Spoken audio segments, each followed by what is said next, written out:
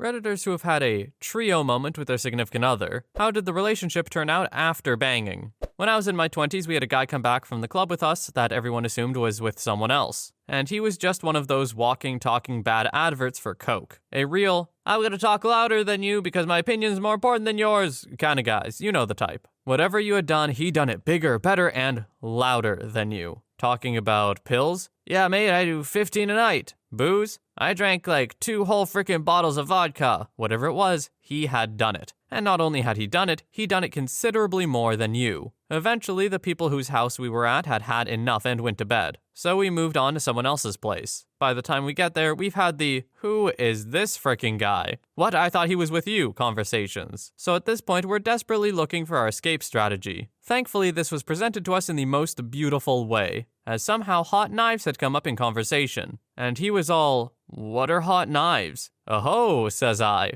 Please allow me to show you. If not actually physically rubbing my hands with glee, I was certainly doing that in my mind. Now, for those who don't know, hot knives are where you take 2 knives and heat them up on a stove until they're glowing red. Then you pick them up, touch one to a blim of weed or hash, the heat will make it stick, and then squeeze it between the 2 knives so that smoke comes pouring off. You use something like a bottle with the bottom chopped off to funnel the smoke. They're really more of an 8 a.m. time to go the frick to bed kind of thing than a yay, let's party thing, but no judgments here, that's just a general consensus. Anywho, they're pretty potent, kind of like a bong, so you don't need loads in there. I gave this guy well over a 10th, which is a hot knife of heroic proportions, and they are pretty frickin' harsh. So pro tip is to have a bit of water in your mouth to bubble it through and cool things down. Didn't tell him though because screw that guy. The smoke filled the entire flat and the guy didn't stop coughing for about 10 minutes. After which he sat there quiet as a mouse until mumbling something about going home and got up and finally left. And then of course everyone clapped, etc. To be fair, we actually probably did, but not in an applause kind of way, more in an excited child who's been brought their favorite pudding kind of way. Because this freaking guy had been hanging around like a bad fart for the past 6 hours or something. Just because I like hearing stories about people who overstay their welcomes and get punished for it, I read that one out too, but that's the last one. I think we're back on topic after this one, I promise.